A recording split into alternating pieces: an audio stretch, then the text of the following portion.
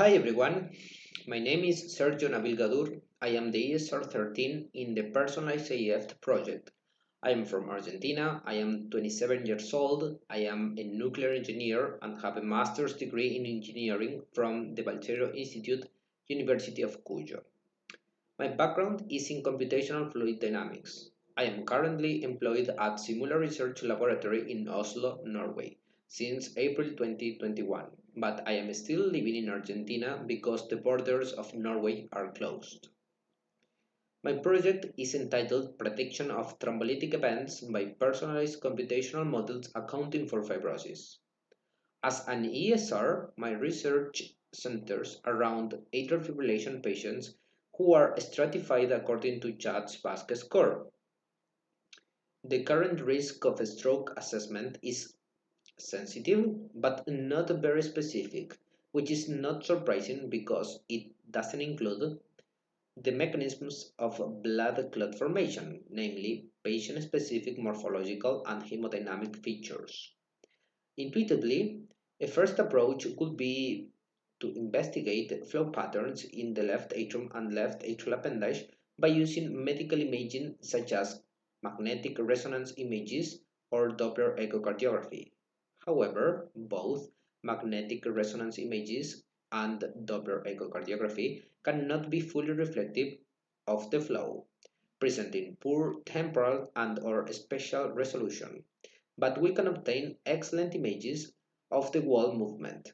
The idea then is to compute the flow instead utilizing patient-specific medical images as input to computational fluid dynamic simulations and merge them with the known underlying clotting mechanisms to determine stagnant blood flow. Therefore, my main goal is to create medical image-based biophysical models reflecting form and function of the left atrium and simulate likely individual blood clot formation. Moreover, I will try to discover a correlation between a stroke and the heart's geometry based on patient-specific clinical data and biophysical simulation results. In addition, I will investigate fibrosis effects in the flow and try to find the correlation between fibrosis and the risk of stroke. I have been simulating blood flow in the left atrium using patient-specific medical images with a left atrium appendage. I have imposed flow rate at the peak systole as a boundary condition in the pulmonary veins. Pressure equals 0 in the mitral valve, while for the walls I have considered rigid walls and a no slip condition, which means that the velocity in the walls is 0. My model utilizes flow extensions located in the pulmonary veins and mitral valve orifices, which have a length of 4 times the diameter of each orifice. The function of these extensions is to avoid backflows and ensure a fully developed flow.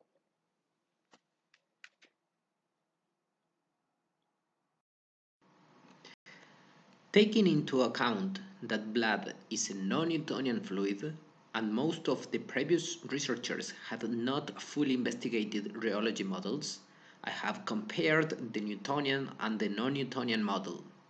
As we can see in the following animation, there are 5 pulmonary veins and the left atrial appendage, and blood flow is completely different for the Newtonian compared with the non-Newtonian model.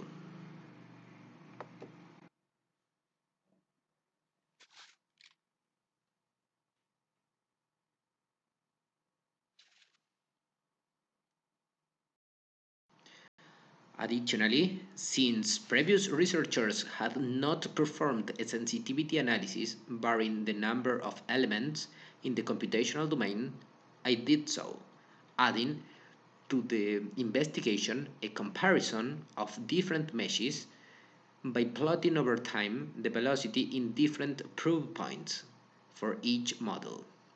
We can observe this in the following figures.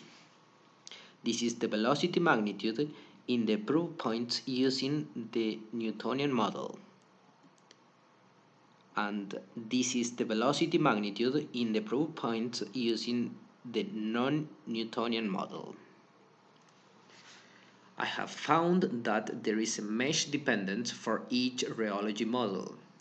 Thus, the next step will be to perform the verification and validation of the code, simulate an entire cardiac cycle, investigate blood flow in the left atrial appendage, locating proof points in that region, as we can see in the following figure. I will also implement a prescribed motion in the model.